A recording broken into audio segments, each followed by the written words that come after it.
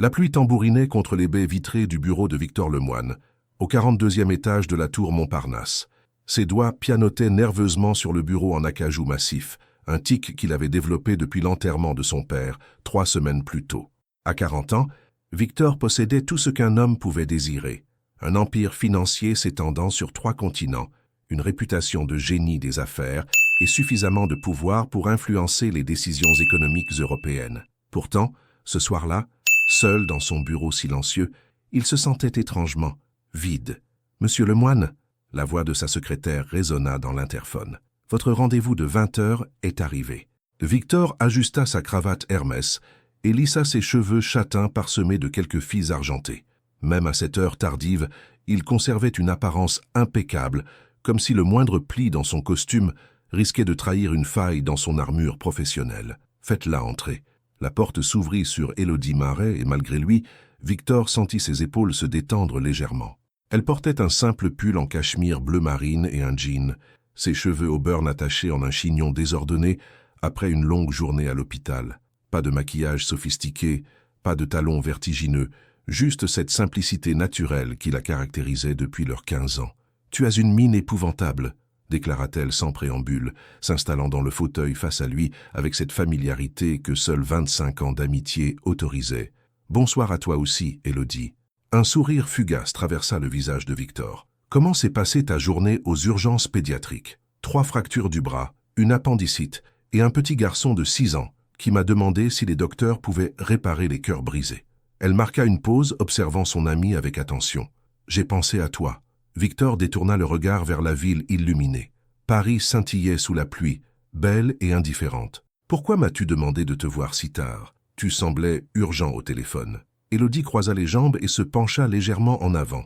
Dans la lumière tamisée du bureau, ses yeux verts reflétaient une inquiétude sincère. « Parce que je te connais, Victor Lemoine, et parce que depuis l'enterrement de ton père, tu évites tous mes appels. Je ne les évite pas. J'ai été occupé. Occupé à fuir tes émotions, tu veux dire. » Un silence tendu s'installa. Victor se leva et se dirigea vers le bar intégré dans un coin de son bureau, versant 2 verres de whisky single malt. Élodie accepta le sien sans un mot, attendant patiemment qu'il trouve le courage de parler. Cette patience était l'une des qualités qu'il admirait le plus chez elle et qu'il redoutait parfois. « Mon père m'a laissé une lettre, finit-il par avouer, retournant s'asseoir. Une lettre que j'ai trouvée dans son coffre-fort la semaine dernière. Qu'est-ce qu'elle disait ?»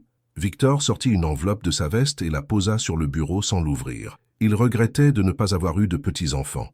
Il regrettait que j'ai choisi les affaires plutôt qu'une famille. Il disait que tout cet empire ne servait à rien s'il n'y avait personne pour continuer après moi. Élodie but une gorgée de whisky, laissant l'alcool réchauffer sa gorge avant de répondre. « Et qu'est-ce que tu en penses ?»« Je pense qu'il avait raison. » Victor leva les yeux vers elle, et pour la première fois depuis des années, Élodie entrevit la vulnérabilité qu'il cachait derrière son masque d'homme d'affaires imperturbable. « Je veux un enfant, Élodie. » Le cœur de la jeune femme se serra. Elle avait toujours su que ce jour viendrait. Le jour où Victor déciderait de fonder une famille. Mais entendre ces mots prononcés avec tant de détermination froide la bouleversa plus qu'elle ne l'avait anticipé. « C'est merveilleux, Victor. Tu rencontres quelqu'un, une femme qui partage tes sentiments ?» Il secoua la tête avec un sourire sardonique. « Non, je ne veux pas d'une épouse. Je ne veux pas de complications émotionnelles. Je veux simplement un héritier, élevé correctement, qui pourra reprendre l'entreprise familiale quand le moment sera venu. » Élodie faillit s'étouffer avec son whisky. « Tu parles comme si tu commandais une voiture sur catalogue. » « Précisément. » Victor se pencha en avant, ses yeux bleus brillant d'une conviction implacable. « Je vais faire appel à une mère porteuse. Un contrat clair, des conditions financières généreuses, une grossesse suivie médicalement. Pas de sentiments, pas de drame, pas d'attentes irréalistes. Victor, j'y ai beaucoup réfléchi.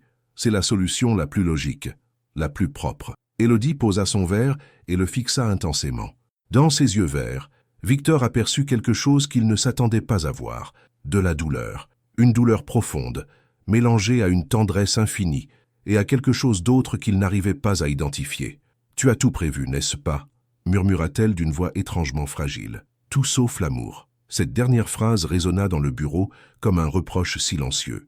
Victor sentit quelque chose se contracter dans sa poitrine, une sensation désagréable qu'il préféra ignorer.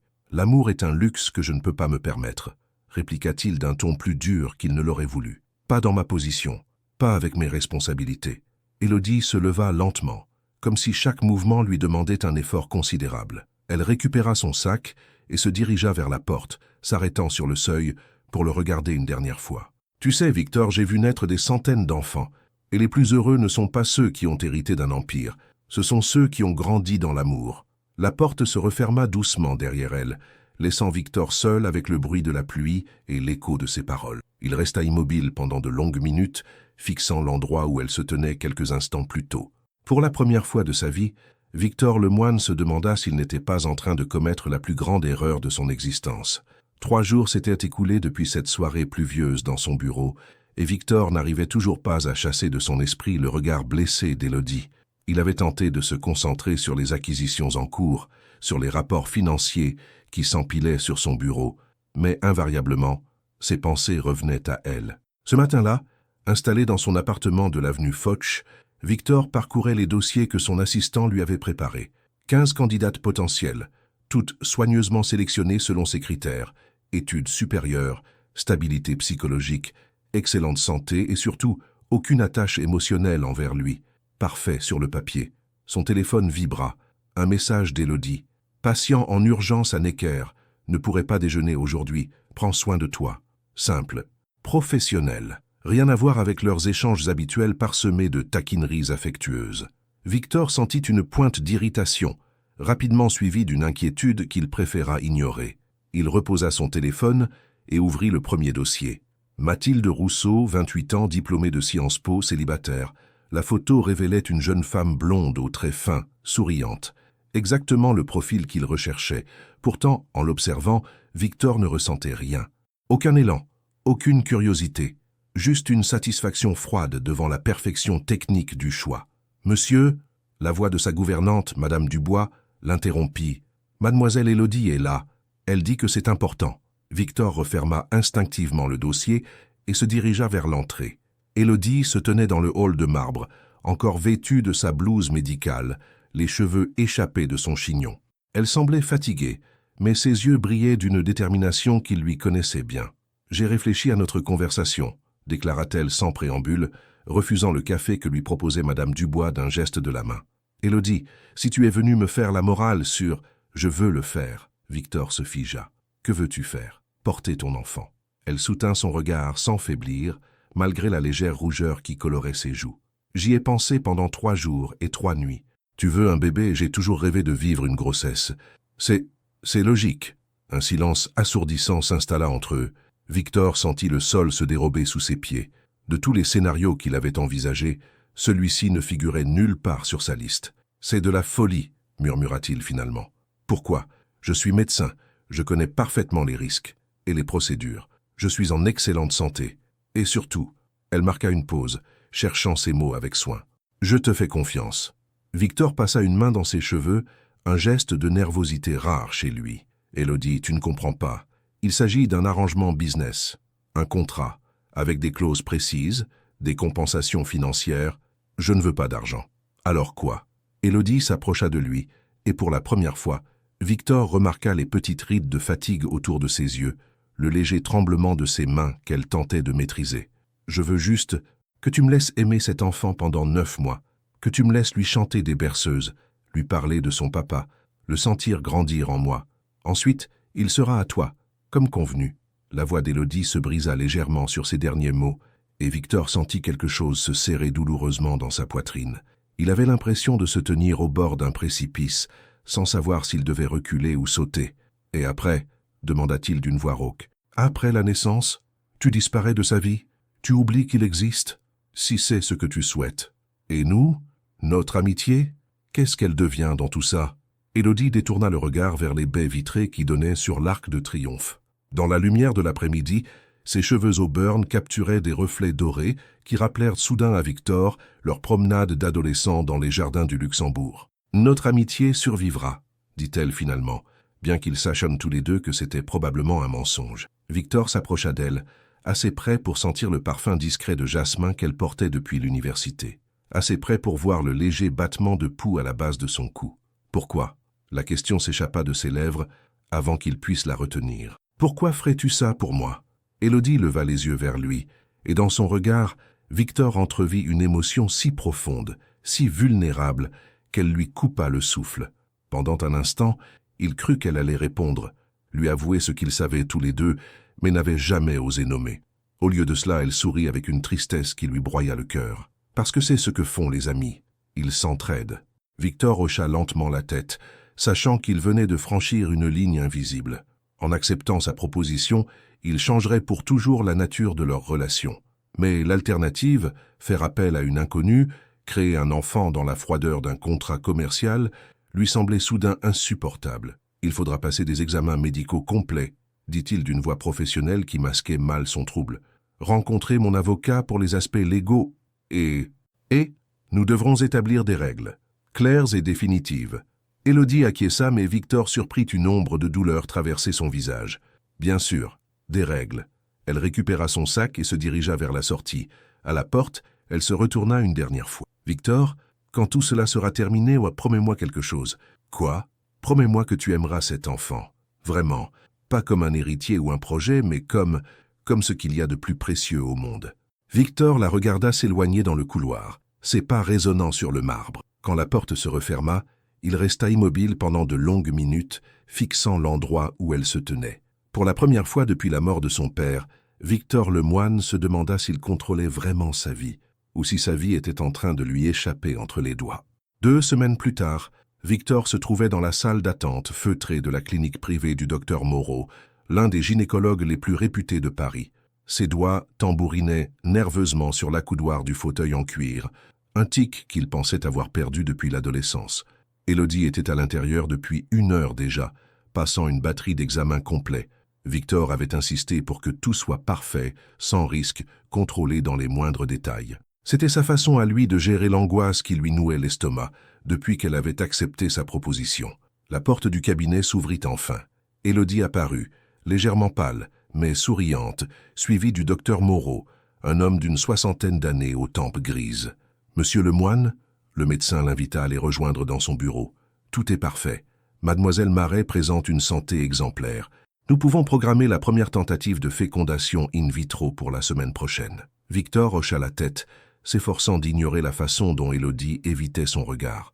Depuis qu'ils avaient entamé cette démarche, une étrange distance s'était installée entre eux. Plus de plaisanteries spontanées, plus de confidences nocturnes au téléphone. Juste une politesse froide qui lui pesait plus qu'il ne voulait l'admettre. « Docteur, » intervint Élodie, « pourriez-vous expliquer à Victor les étapes du processus? Il aime contrôler tous les paramètres. » Il y avait une pointe d'amertume dans sa voix que Victor ne manqua pas. Le docteur Moreau, habitué aux couples fortunés et à leur tension, enchaîna professionnellement sur les protocoles hormonaux, les dates d'ovulation, les taux de réussite. Victor écoutait d'une oreille distraite, observant à la dérobée le profil d'Élodie. Elle portait une robe bleu marine simple, ses cheveux retombant en vagues souples sur ses épaules. Dans la lumière douce du cabinet médical, elle lui rappelait la jeune étudiante en médecine qu'il avait soutenue durant ses nuits de révision, celle qui s'endormait sur ses cours dans sa bibliothèque personnelle. « Monsieur Lemoine ?» Le docteur Moreau l'avait visiblement posé une question. « Pardonnez-moi, Je demandais si vous souhaitiez assister aux échographies de suivi. Certains futurs pères préfèrent rester à distance, d'autres s'impliquent davantage. » Futur père. Ces mots résonnèrent étrangement dans l'esprit de Victor. Il n'avait jamais envisagé cet aspect sous cet angle. Pour lui, il s'agissait d'un projet, d'un objectif à atteindre, pas d'une paternité à vivre au quotidien. Il jeta un coup d'œil à Élodie, qui fixait obstinément ses mains croisées. « Nous verrons le moment venu. » Le rendez-vous se termina rapidement. Dans l'ascenseur qui les ramenait au rez-de-chaussée, un silence pesant s'installa. Victor observait le reflet d'Élodie dans les portes métalliques. Elle semblait fragile tout à coup, plus petite que d'habitude. « Tu as faim ?» proposa-t-il une fois dans la rue. « Il y a ce petit bistrot près de Notre-Dame où nous allions. J'ai un service de garde qui commence dans 1 heure, » le coupa-t-elle sèchement. « Une autre fois, peut-être. » Elle héla un taxi avant qu'il puisse protester. Juste avant de monter, elle se tourna vers lui, et Victor fut frappé par l'expression de son visage. Il y avait de la tristesse, oui, mais aussi quelque chose qui ressemblait à de la résignation. « Victor, ton avocat a préparé les papiers? Ils sont prêts.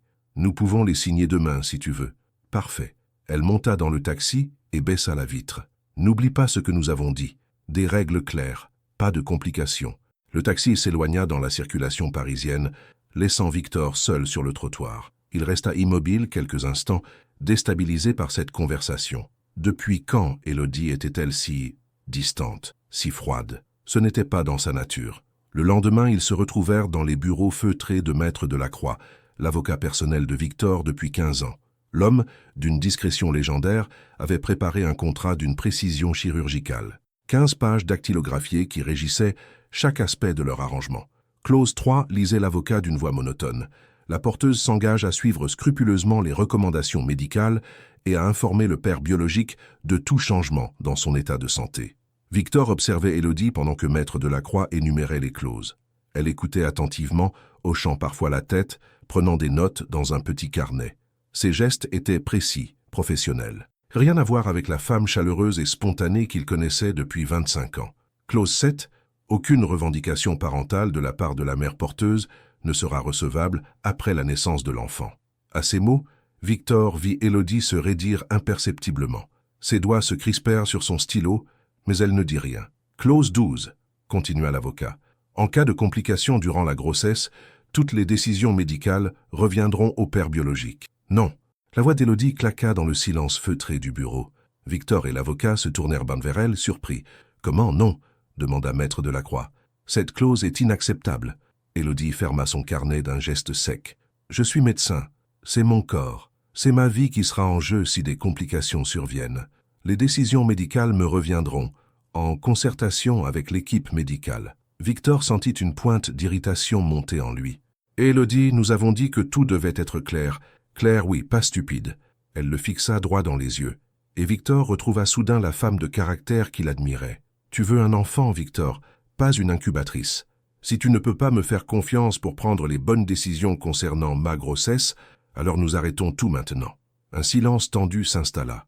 Maître Delacroix, habitué aux négociations houleuses, attendait patiemment. Victor pesait ses mots, conscient qu'il se trouvait à un tournant crucial. « D'accord » finit-il par concéder. « Nous modifierons cette clause. » Élodie sembla se détendre légèrement. « Merci. Y a-t-il d'autres points que vous souhaiteriez discuter » demanda l'avocat. « Un seul, » répondit Élodie en se tournant vers Victor. « Je veux que nous établissions des limites claires concernant notre relation pendant ces 9 mois. » Quelles limites? Pas de gestes tendres inutiles. Pas de familiarité qui pourrait créer de la confusion. Nous restons des amis qui mènent à bien un projet commun. Rien de plus.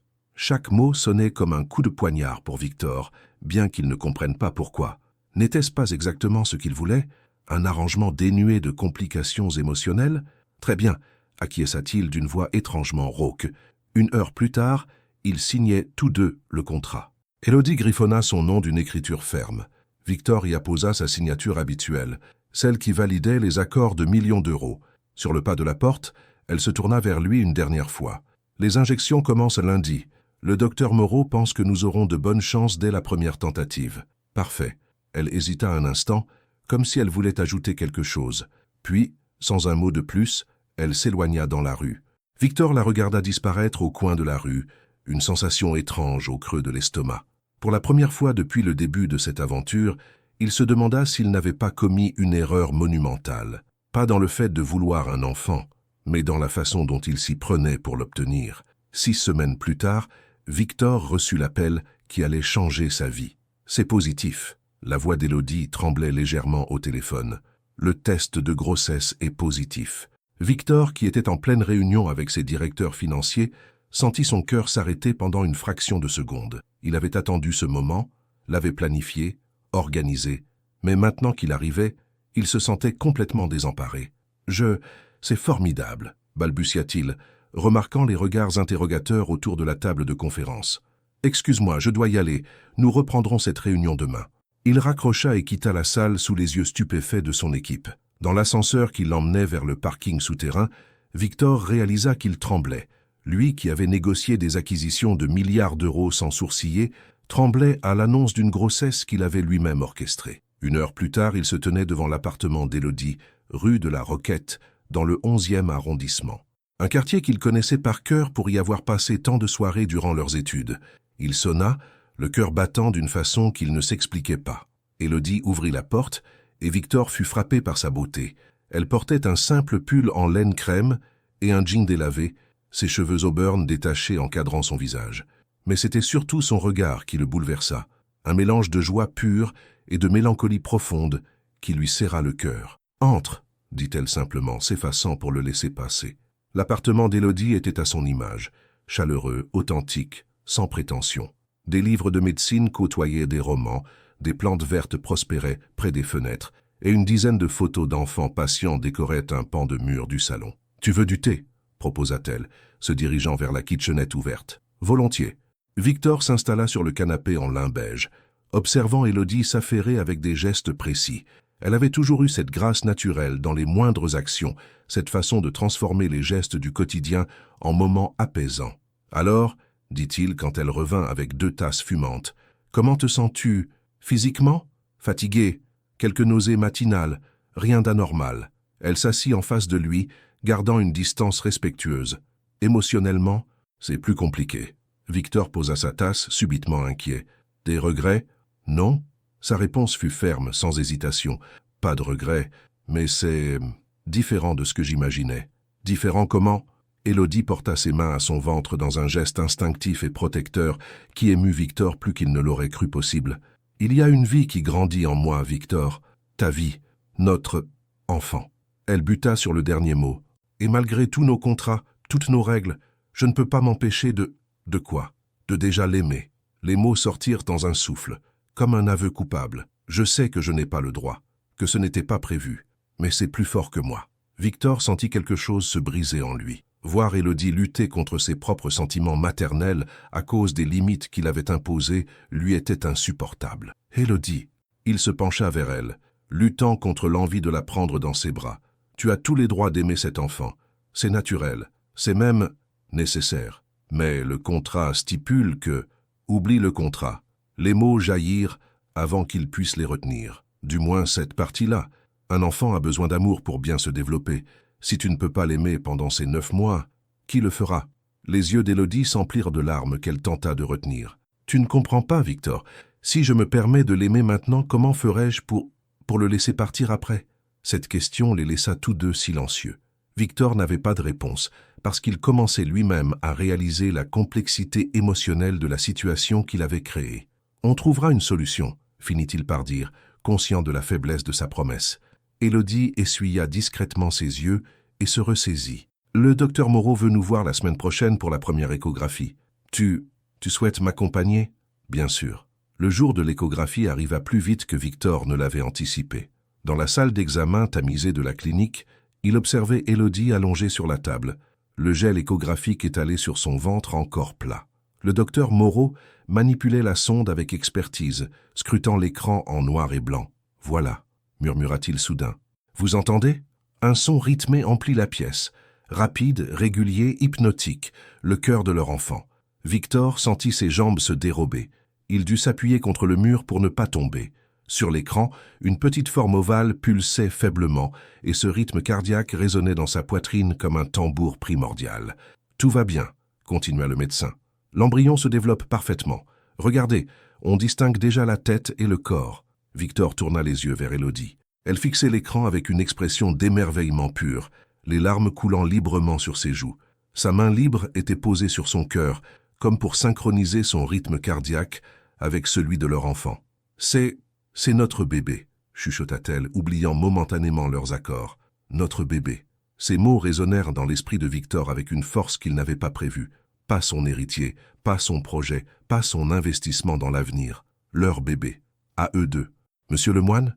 Le docteur Moreau lui tendait des clichés de l'échographie. « Vous souhaitez les conserver ?» Victor prit les photos d'une main tremblante. Sur le papier glacé, il voyait la première image de son enfant. Minuscule, fragile, mais indéniablement réel. En sortant de la clinique, Victor et Élodie marchèrent un moment en silence le long de la Seine. L'automne dorait les feuilles des platanes, et Paris semblait baigné d'une lumière particulièrement douce. « Victor !» Élodie s'arrêta près du Pont-Neuf, se tournant vers lui. « Ce que nous venons de voir, ça change quelque chose pour toi ?» Il observa son visage dans la lumière dorée du couchant. Élodie était radieuse, transformée par cette maternité naissante. Et pour la première fois depuis le début de cette aventure, Victor admit la vérité. « Oui, dit-il simplement. Ça change tout.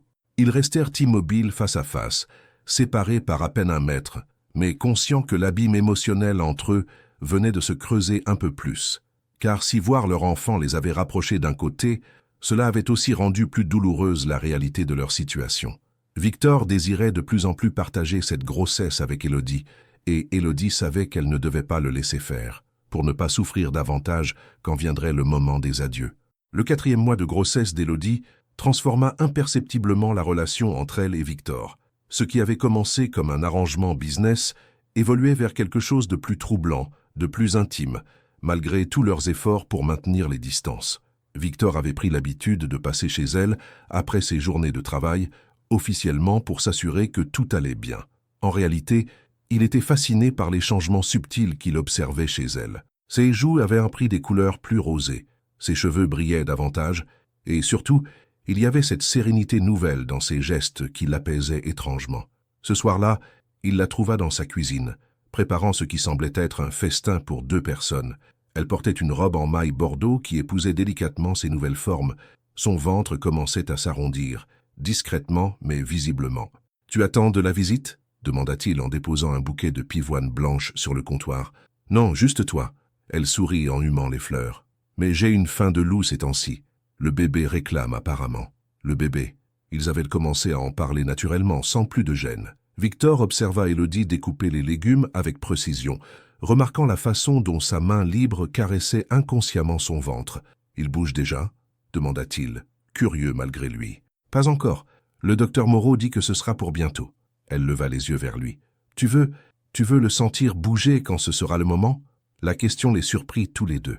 Victor sentit son cœur s'accélérer à cette perspective, tandis qu'Élodie rougit, réalisant qu'elle venait de franchir une ligne qu'il s'était fixée. « Je veux dire, » se reprit-elle rapidement, « pour des raisons médicales, pour t'assurer que tout va bien. »« Bien sûr, » répondit Victor, conscient qu'ils mentaient tous les deux, « pour des raisons médicales. » Pendant le dîner, ils discutèrent de sujets anodins. Le travail d'Élodie aux urgences pédiatriques, les dernières acquisitions de Victor, la politique française. Mais sous cette conversation banale couvait une tension croissante, faite de regards prolongés et de silences chargés de sens. « Victor ?» Élodie reposa sa fourchette, soudain sérieuse. « Puis-je te poser une question personnelle? Depuis quand demandes-tu la permission? Depuis que notre situation est devenue complexe. » Elle hésita un instant. « Pourquoi n'as-tu jamais voulu fonder une famille traditionnelle? Tu aurais pu avoir n'importe quelle femme. » Victor se raidit. Cette question touchait à des blessures qu'il préférait garder enfouies. « Parce que l'amour rend vulnérable, » finit-il par répondre. « Et que dans mon monde, la vulnérabilité est une faiblesse que tes ennemis exploitent. Tes ennemis ou tes peurs ?» Le regard perçant d'Élodie le mettait mal à l'aise. Elle avait toujours eu cette capacité à voir à travers ses défenses, à percevoir les failles qu'il s'efforçait de dissimuler. « Ma mère est partie quand j'avais 12 ans, » avoua-t-il soudain. « Elle a quitté mon père pour un homme plus jeune, plus disponible émotionnellement. Mon père ne s'en est jamais remis. Il est mort seul, amer, persuadé que l'amour était un piège. » Élodie tendit instinctivement la main vers lui, puis se ravisa, reposant sa main sur la table sans le toucher. « Victor, tous les amours ne finissent pas en abandon. »« Non? Alors pourquoi es-tu encore célibataire à 36 ans ?» La question claqua comme un fouet. Élodie encaissa le coup, ses joues s'empourprant. « Touché, » murmura-t-elle. « Peut-être parce que moi aussi j'ai mes peurs. »« Lesquelles ?»« Celle de donner mon cœur à quelqu'un qui ne saura pas quoi en faire. » Leurs regards se croisèrent par-dessus la table, et Victor sentit quelque chose basculer entre eux. Dans les yeux verts d'Élodie, il lisait une vulnérabilité qui faisait écho à la sienne, une solitude partagée qu'il n'avait jamais osé reconnaître. 2 semaines plus tard, Victor reçut un appel paniqué d'Élodie alors qu'il sortait d'une réunion au ministère de l'économie. « Victor, j'ai eu un léger saignement ce matin. Je suis aux urgences de Necker. Le docteur veut faire des examens. » Le monde de Victor s'effondra. Il annula tous ses rendez-vous et fonça à l'hôpital, le cœur battant la chamade. Dans la salle d'attente des urgences gynécologiques, il faisait les 100 pas comme un lion en cage.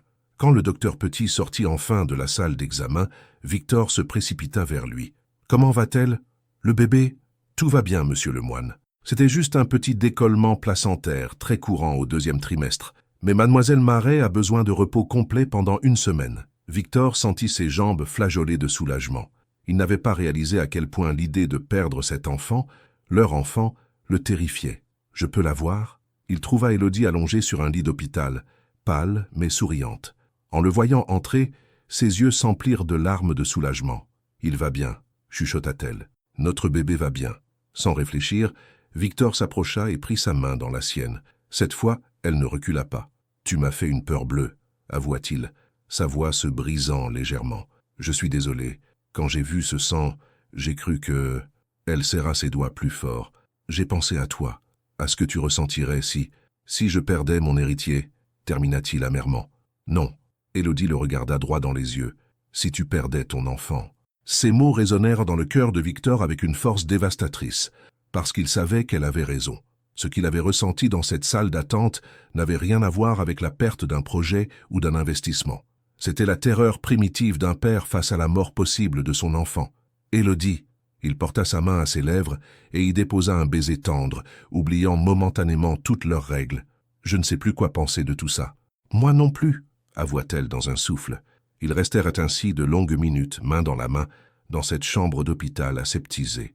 Dehors, Paris continuait sa course effrénée, mais dans cette bulle hors du temps, quelque chose d'essentiel venait de changer entre eux. Victor comprit qu'il ne pourrait plus jamais prétendre que cet enfant n'était qu'un arrangement business. Et Élodie réalisa qu'elle était en train de tomber amoureuse, non seulement du bébé qu'elle portait, mais aussi de l'homme qui en était le père. Une situation qui rendait leur avenir encore plus incertain et douloureux qu'ils ne l'avaient imaginé. Après l'alerte médicale, Victor avait insisté pour qu'Élodie s'installe temporairement dans sa maison de Neuilly-sur-Seine le temps de sa convalescence. « Pour être sûr que tu respectes le repos médical », avait-il argumenté. Mais tous deux savaient que ses motivations étaient plus profondes. La propriété de Victor était à son image, imposante, parfaitement ordonnée, mais étrangement froide malgré son luxe évident. Élodie avait accepté d'occuper la suite d'invités au rez-de-chaussée, avec vue sur le jardin à la française que Victor ne regardait jamais. Ce matin-là, 5e jour de sa convalescence, Élodie se réveilla avec une sensation nouvelle. Allongée dans le lit king-size au drap de soie, elle porta instinctivement ses mains à son ventre arrondi. Là, tout au fond, quelque chose bougeait. Des bulles, comme de minuscules bulles qui éclataient doucement contre ses parois internes. Le bébé. Leur bébé bougeait pour la première fois. Les larmes lui montèrent aux yeux tandis qu'elle restait parfaitement immobile, tentant de capter chaque frémissement.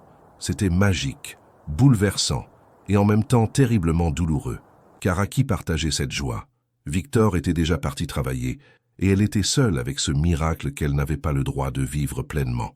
1 heure plus tard, elle descendit à la cuisine, où Madame Dubois préparait le petit déjeuner. La gouvernante, une femme d'une 60aine d'années au regard bienveillant, avait accueilli la présence d'Élodie avec un soulagement évident. « Cette maison a besoin de rire d'enfants », avait-elle confié à Élodie la veille. « Monsieur Victor travaille trop, il oublie de vivre. »« Bonjour, Madame Dubois », salua Élodie en s'installant à la table de marbre blanc. « Savez-vous à quelle heure rentre Monsieur Lemoine ce soir ? » « Vers 20 heures, comme d'habitude. Mais il m'a demandé de vous dire qu'il avait annulé son dîner d'affaires pour manger avec vous. » Le cœur d'Élodie fit un bond qu'elle tenta d'ignorer. Depuis qu'elle habitait chez lui, Victor avait pris l'habitude de rentrer plus tôt, de partager les repas avec elle, officiellement pour s'assurer de sa santé, mais leur conversation s'était approfondie, leur silence adouci. L'après-midi passa lentement. Élodie lisait dans le salon lorsque les mouvements du bébé reprirent, plus nets cette fois. Elle posa son livre et observa son ventre, espérant apercevoir un mouvement de l'extérieur. « Alors, mon petit » murmura-t-elle en caressant doucement sa peau tendue. « Tu as décidé de te réveiller ? Papa va être fou de joie. » Le mot « papa » avait franchi ses lèvres naturellement, et elle réalisa qu'elle ne pensait plus à Victor comme au père biologique de leur contrat. Il était devenu papa dans son esprit et dans son cœur. Le bruit de la porte d'entrée la tira de ses pensées. Victor était de retour, plus tôt que prévu. Elle l'entendit échanger quelques mots avec Madame Dubois, avant que ses pas résonnent dans le couloir menant au salon. Il apparut sur le seuil, encore vêtu de son costume anthracite, la cravate légèrement desserrée.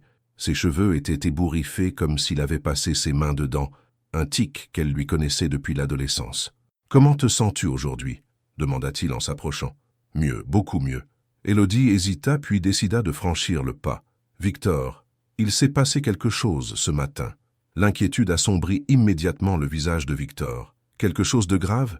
Des douleurs? Je dois appeler le docteur Moreau ?»« Non, non !» Élodie sourit devant son affolement. Quelque chose de merveilleux. Le bébé, il a bougé pour la première fois. L'expression de Victor se transforma instantanément. L'inquiétude céda la place à un émerveillement pur, presque enfantin. Il a bougé, vraiment, ce matin au réveil. Et là, maintenant aussi. Elle posa ses mains sur son ventre. Tu veux essayer de le sentir ?» Victor resta figé un instant, comme s'il pesait les conséquences de ce geste. Puis, lentement, il s'approcha du canapé et s'agenouilla devant elle. « Où ?» demanda-t-il d'une voix rauque. Élodie prit délicatement sa main et la posa sur son ventre, juste sous son nombril. La paume de Victor était chaude contre sa peau à travers le fin tissu de sa robe. Là, attends un peu, il bouge souvent quand on lui parle. Victor se concentra, retenant presque son souffle. Pendant quelques minutes, il ne se passa rien.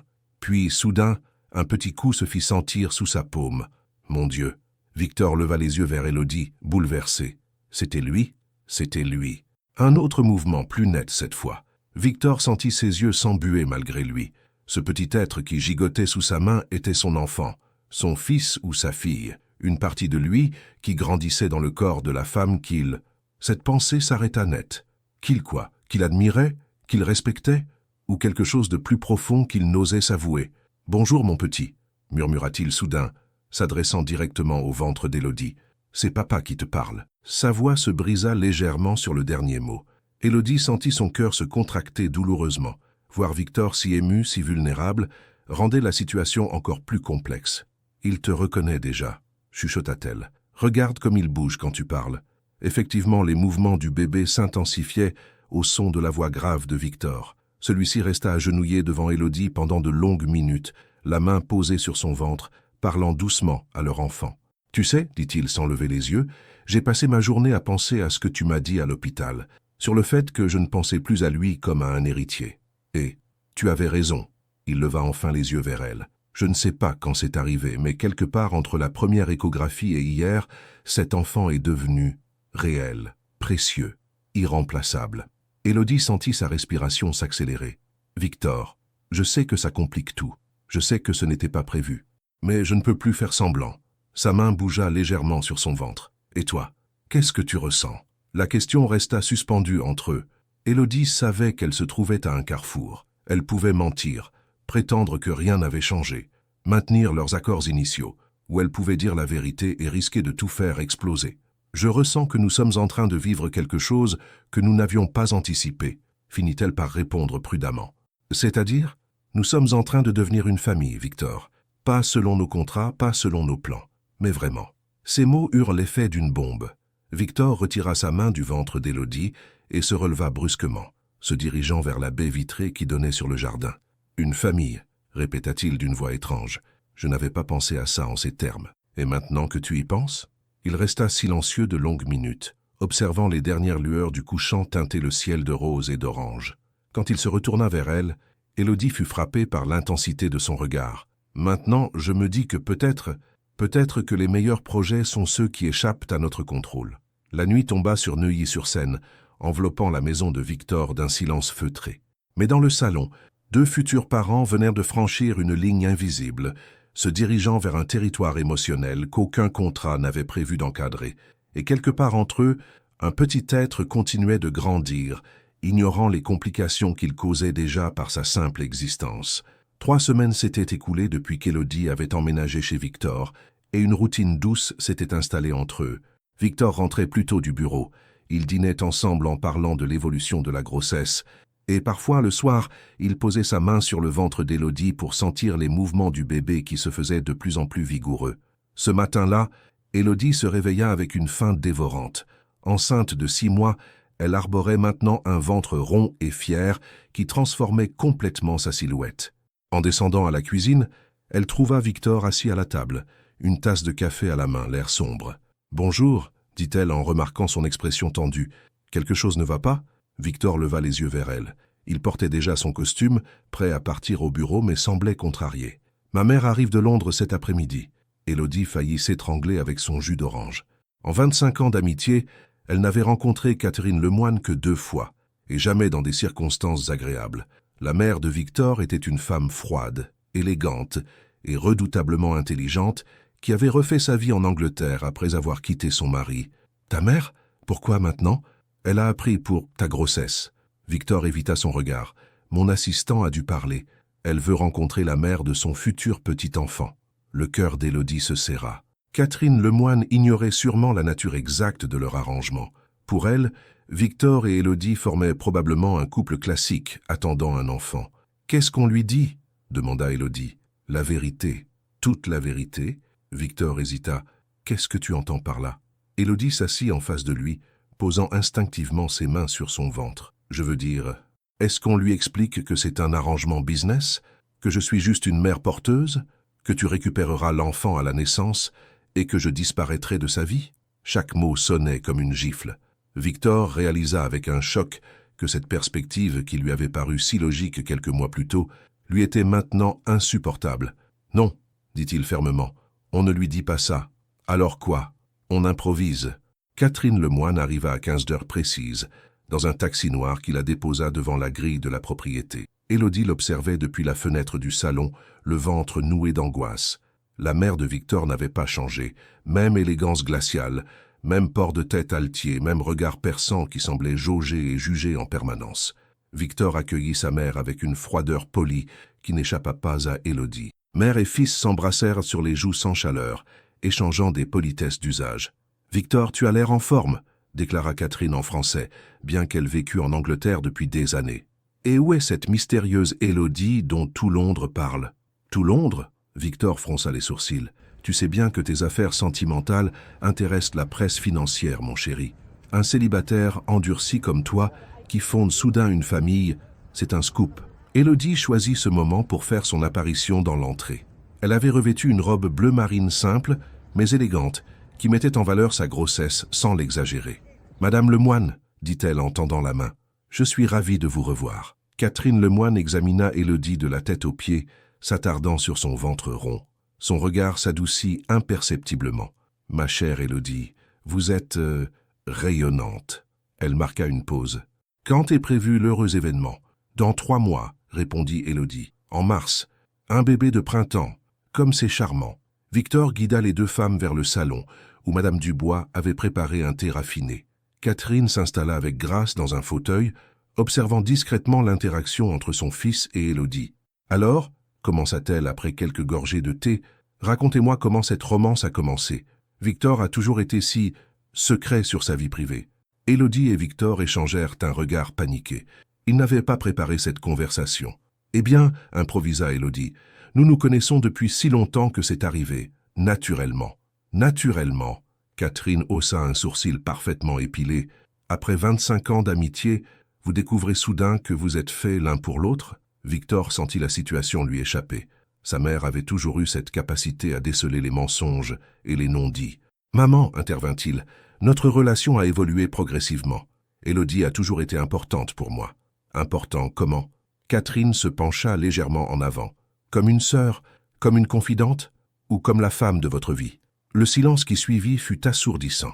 Élodie baissa les yeux, incapable de soutenir le regard inquisiteur de Catherine. Victor, lui, se raidit visiblement. « Qu'est-ce que ça change ?» demanda-t-il d'un ton plus dur. « Ça change tout, Victor. » Catherine posa sa tasse avec un tintement cristallin. « Cet enfant mérite de grandir dans un foyer aimant, pas dans un arrangement de convenance. Qui vous dit que c'est un arrangement?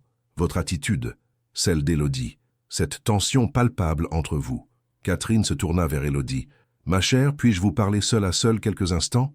Victor voulut protester, mais Élodie l'interrompit d'un geste. « C'est d'accord. » Victor quitta la pièce à contre-cœur, laissant les 2 femmes face à face. Catherine attendit que ses pas s'estompent dans le couloir pour reprendre la parole. « Élodie, je vais être directe. Êtes-vous amoureuse de mon fils ?» La question frappa Élodie comme une gifle. Elle ouvrit la bouche pour nier, puis la referma. Catherine Lemoine était trop intelligente pour gober un mensonge. « Madame Lemoine, Catherine, et répondez-moi franchement. » Élodie porta ses mains à son ventre, cherchant du réconfort dans les mouvements du bébé. « Oui, » avoua-t-elle dans un souffle, « je l'aime depuis des années. Et lui, partage-t-il vos sentiments ? Je ne sais pas. C'est compliqué. » Catherine se leva et vint s'asseoir à côté d'Élodie sur le canapé. Pour la première fois, son visage s'adoucit complètement. « Ma chère enfant, permettez-moi de vous dire quelque chose. J'ai quitté le père de Victor parce qu'il était incapable d'exprimer ses sentiments. Un homme brillant, puissant, mais émotionnellement fermé. Elle prit la main d'Élodie dans la sienne. Victor lui ressemble beaucoup, mais contrairement à son père, il a une chance d'apprendre à aimer, avec la bonne personne. Vous pensez que cette personne, c'est moi? Je pense que vous portez son enfant avec un amour évident. Je pense qu'il vous regarde comme s'il découvrait les couleurs pour la première fois, et je pense que vous êtes tous les deux trop effrayés pour l'admettre. À cet instant, Victor réapparut sur le seuil, inquiet de leur long conciliabule. « Tout va bien ?» Catherine se leva avec grâce. « Tout va très bien. Nous parlions juste de l'avenir. » Elle rassembla son sac et son manteau. « Je dois y aller. Mon train pour Londres part ce soir. » « Déjà ?» Victor semblait surpris. « J'ai vu ce que je voulais voir. » Catherine embrassa son fils, puis se tourna vers Élodie. « Prenez soin de vous, ma chère, et n'ayez pas peur de prendre des risques pour le bonheur. Parfois, c'est le seul moyen d'y arriver. » Après le départ de Catherine, un silence pesant s'installa dans la maison. Victor et Élodie se retrouvaient seuls, mais les mots de sa mère résonnaient encore dans l'air. « Qu'est-ce qu'elle t'a dit ?» demanda finalement Victor. Élodie le regarda longuement, pesant ses mots. Catherine avait raison. Il était peut-être temps de prendre des risques. Elle m'a dit que nous avions tous les deux trop peur pour être heureux. Victor encaissa ces mots comme un coup au cœur, parce qu'au fond de lui, il savait que sa mère avait raison, et que le temps des mensonges et des faux-semblants touchait peut-être à sa fin. 2 mois après la visite de Catherine, l'hiver parisien touchait à sa fin, et Élodie entamait son 8e mois de grossesse. Son ventre était maintenant imposant, et elle se déplaçait avec la grâce particulière des femmes enceintes sur le point d'accoucher. Victor, lui, était devenu d'une prévenance qui frisait l'obsession, anticipant ses moindres besoins avant même qu'elle les exprime. Ce matin-là, il avait pris une décision qui allait tout changer. « J'ai fait aménager la chambre d'à côté », annonça-t-il pendant le petit déjeuner, évitant soigneusement le regard d'Élodie. « Quelle chambre ?»« Celle qui jouxte ta suite. Pour en faire une nurserie. » Élodie faillit lâcher sa tartine. « Victor, nous en avions parlé. Le bébé aura sa chambre dans ta partie de la maison, pas... » J'ai changé d'avis. Le ton était ferme, sans appel. Élodie leva les yeux vers lui, intriguée par cette soudaine modification de leur plan. « Pourquoi ?» Victor se leva et se dirigea vers la baie vitrée, observant le jardin où les premiers bourgeons annoncèrent le printemps. « Parce que les premiers mois, un nouveau-né a besoin de sa mère. Et que tu allaites. » L'évidence de cette réalité biologique les frappa tous les deux.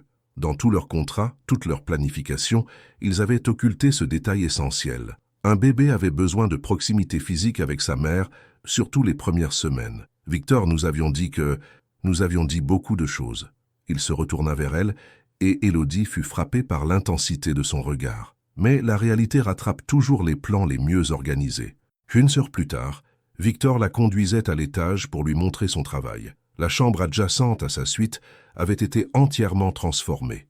Les murs étaient peints dans un délicat jaune paille, des rideaux blancs filtraient la lumière douce et un magnifique berceau en bois massif trônait au centre de la pièce.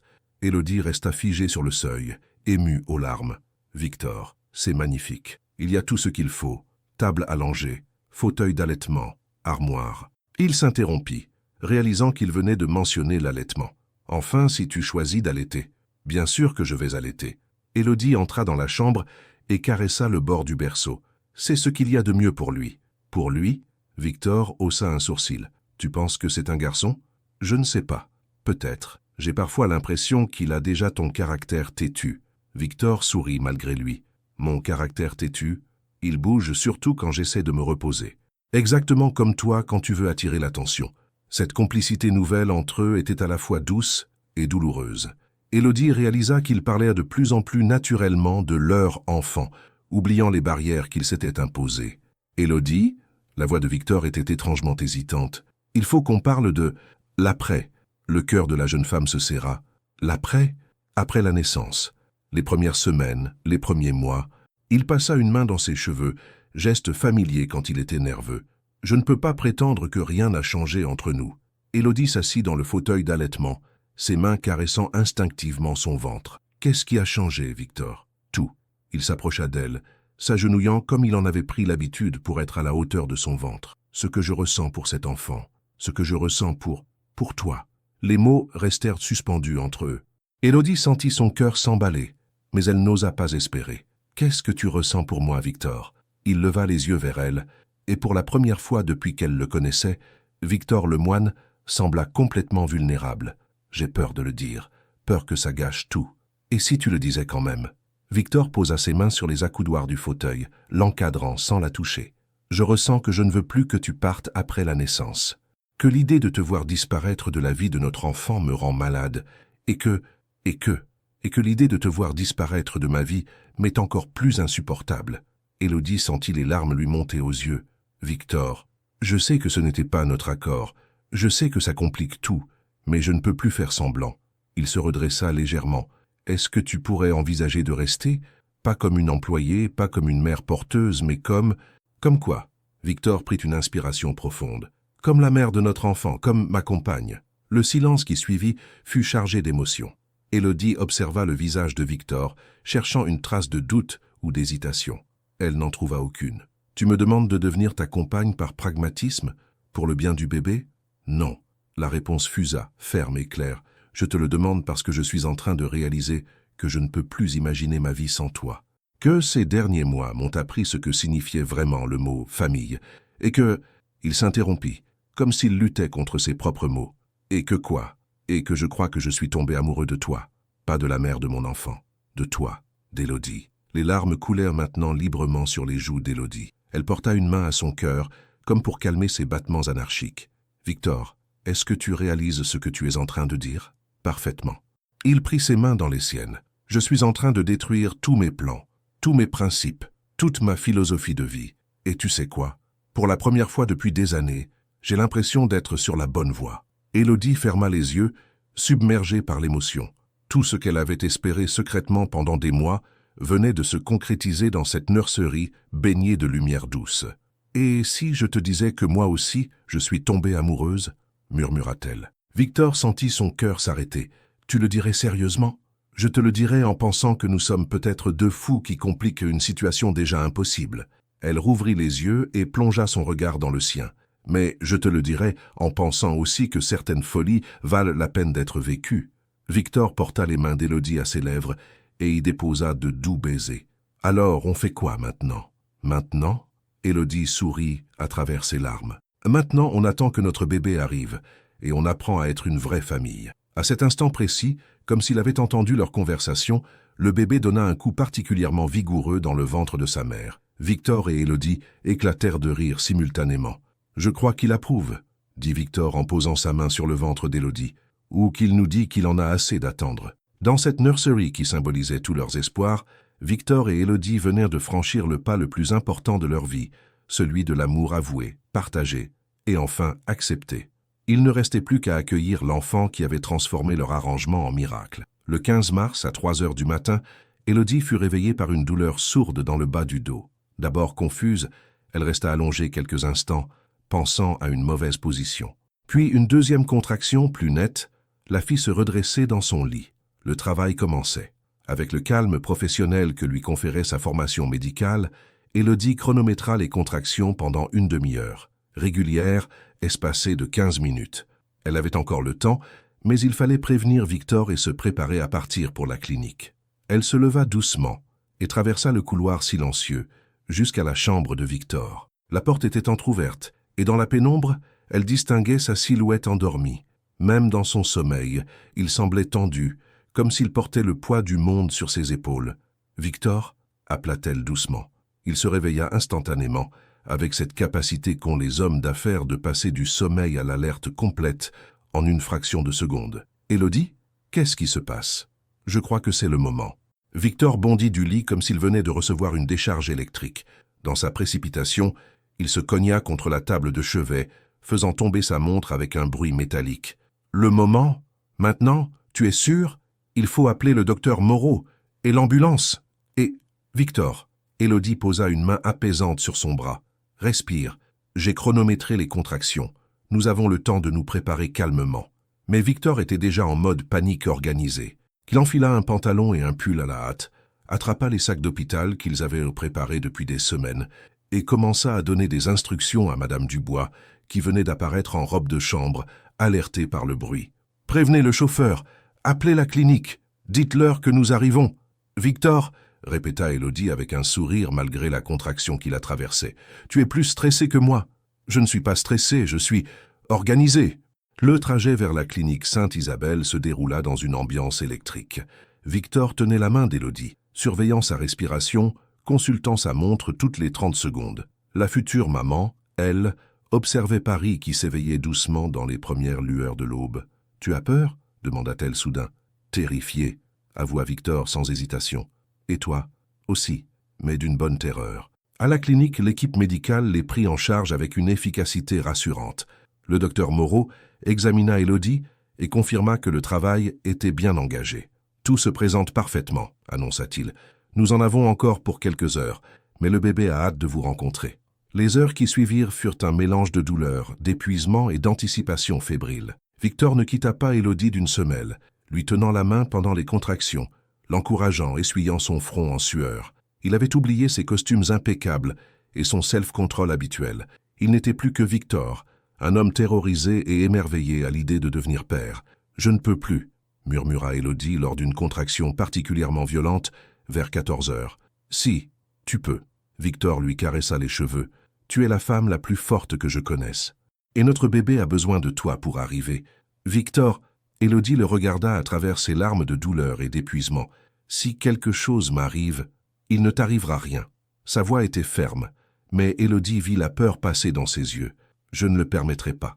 Promets-moi quelque chose. Tout ce que tu veux. Promets-moi que tu aimeras cet enfant pour nous deux, que tu lui parleras de moi si... » « Arrête !» Victor prit son visage entre ses mains. « Tu vas très bien. Tu vas être une mère formidable. Et tu vas élever notre enfant avec moi, ici, dans notre maison, dans notre famille. » À 15h30, le docteur Moreau annonça que c'était le moment de pousser. La salle d'accouchement s'anima soudain, chacun prenant sa position.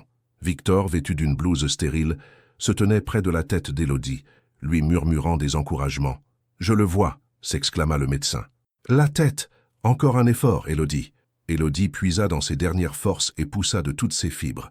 Soudain, un cri perçant emplit la salle. Un cri de vie, de protestation, de première respiration. « C'est un garçon !» annonça le docteur Moreau, en levant un petit être gigotant et furieux.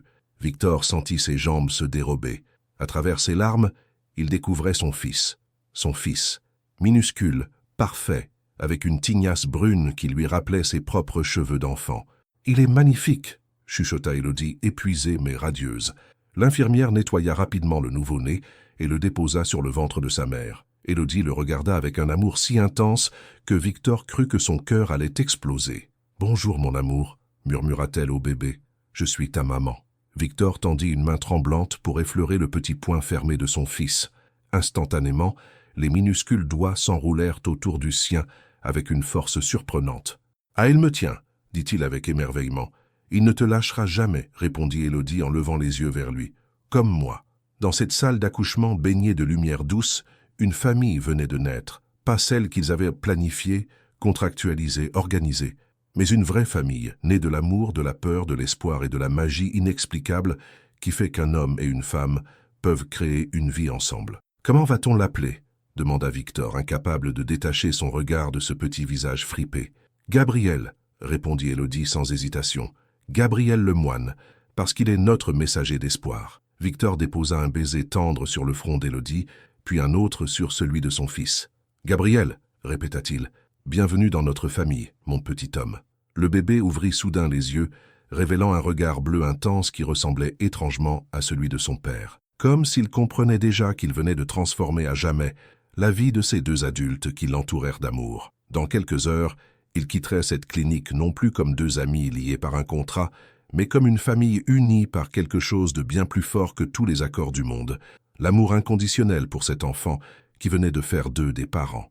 Et Victor Lemoine, l'homme qui avait voulu contrôler sa paternité comme un projet d'entreprise, réalisait enfin que les plus beaux cadeaux de la vie étaient ceux qu'on ne pouvait ni planifier, ni acheter, ni contrôler. Il se recevait simplement, avec gratitude et émerveillement. 6 mois après la naissance de Gabriel, la maison de Neuilly-sur-Seine avait été complètement transformée. Les couloirs autrefois silencieux résonnèrent maintenant des gazouillis d'un bébé éveillé et des rires d'Élodie. Victor, qui rentrait de son bureau par ce doux soir de septembre, s'arrêta sur le seuil du salon pour savourer la scène qui s'offrait à lui. Élodie était assise par terre sur un tapis multicolore, Gabriel dans les bras. Le petit garçon, maintenant potelé et rayonnant de santé, agrippait une mèche des cheveux auburn de sa mère, en babillant joyeusement. La lumière dorée du couchant les enveloppait tous les deux d'une aura presque magique. « Regarde qui est là, Gabriel » murmura Élodie en apercevant Victor. « Papa est rentré.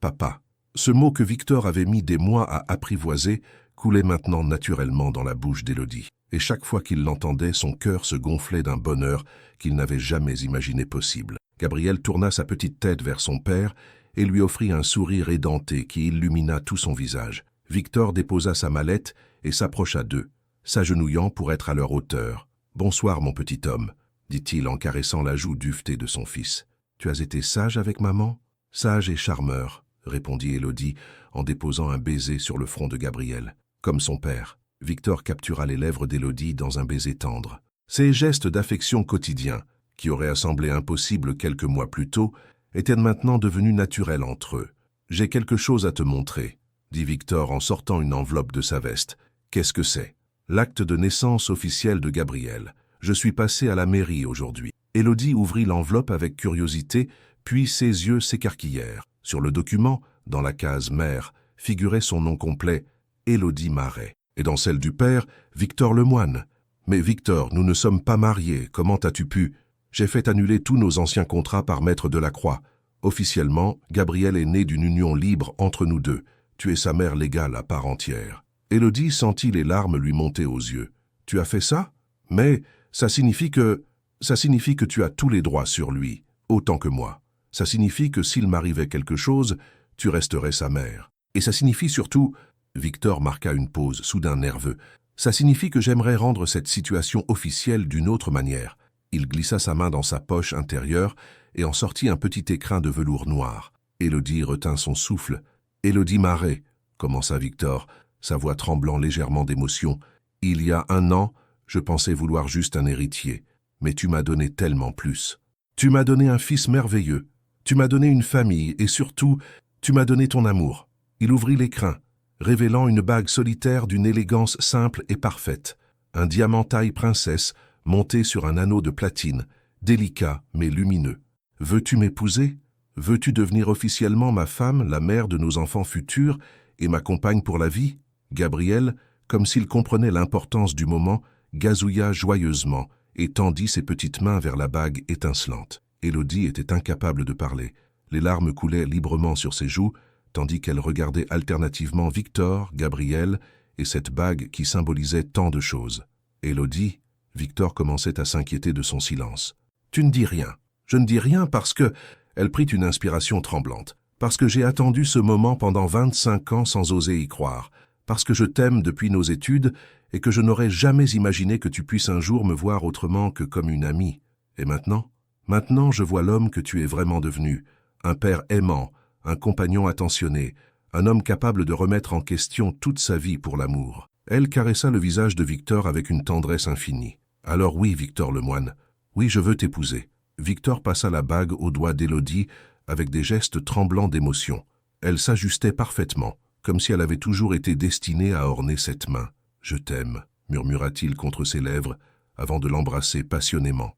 Gabriel choisit ce moment pour émettre un rot sonore qui les fit éclater de rire tous les deux. « Notre fils a le sens du timing », plaisanta Élodie. « Notre fils », répéta Victor avec émerveillement. « J'adore quand tu dis ça. » Le lendemain matin, Victor fit quelque chose qu'il n'avait jamais fait en 15 ans de carrière. Il annula toute sa journée de travail pour la passer en famille. Ils se promenèrent dans le jardin du Luxembourg avec Gabriel dans sa poussette, déjeunèrent dans un petit bistrot près de la Sorbonne, où ils avaient l'habitude d'aller pendant leurs études, et passèrent l'après-midi à faire les boutiques pour préparer leur mariage. « Simple et intime », avait décrété Élodie. « Juste nous, Gabriel, quelques amis proches, et ta mère. Ma mère va être folle de joie », avait répondu Victor. « Elle m'a appelé la semaine dernière pour me dire qu'elle espérait que je n'allais pas laisser passer ma chance avec toi. Elle avait raison. Elle a toujours raison. C'est agaçant. » Le soir venu, après avoir couché Gabriel dans sa nurserie, Victor et Élodie se retrouvèrent sur la terrasse de leur chambre, contemplant Paris qui scintillait sous les étoiles. « Tu sais à quoi je pense ?» dit Élodie, blottie contre Victor. « À quoi? À cette soirée dans ton bureau quand tu m'as annoncé que tu voulais un enfant. Si on m'avait dit que ça finirait comme ça, tu aurais dit que j'étais fou. J'aurais eu tort. » Élodie leva les yeux vers lui. « Tu n'étais pas fou. Tu étais juste un homme qui cherchait sa famille sans le savoir. » Victor resserra ses bras autour d'elle. Et toi, tu étais une femme qui cachait son amour depuis trop longtemps. Plus maintenant, plus jamais. Dans la nurserie voisine, Gabriel dormait paisiblement, inconscient du miracle qu'il avait créé par sa simple existence. Il avait transformé un contrat en histoire d'amour, un arrangement en famille, deux cœurs fermés en un foyer ouvert sur l'avenir. Et quelque part dans cette nuit étoilée, Victor Lemoine comprit enfin que les plus grandes réussites de la vie ne se négociaient pas. Elles se vivaient, tout simplement, avec le cœur grand ouvert et la certitude que l'amour valait tous les risques du monde. Le milliardaire qui voulait juste un enfant avait finalement trouvé bien plus que ce qu'il cherchait. Il avait trouvé sa raison de vivre. Fin Victor voulait seulement un héritier, mais il a découvert l'amour véritable. Et vous, avez-vous déjà dû choisir entre vos plans rationnels et les sentiments du cœur? Laquelle de ces deux options vous a apporté le plus de bonheur dans la vie? Votre participation sur la chaîne est très importante. Veuillez laisser votre opinion dans les commentaires. Merci d'avoir regardé. Vos réactions sont très importantes pour notre travail. Laissez-nous un commentaire pour nous dire ce que vous pensez et d'où vous regardez. N'oubliez pas de vous abonner à la chaîne et d'activer les notifications pour ne rien manquer. Votre participation est très importante pour la poursuite de notre travail, alors partagez-la avec ceux qui aimeront cette histoire.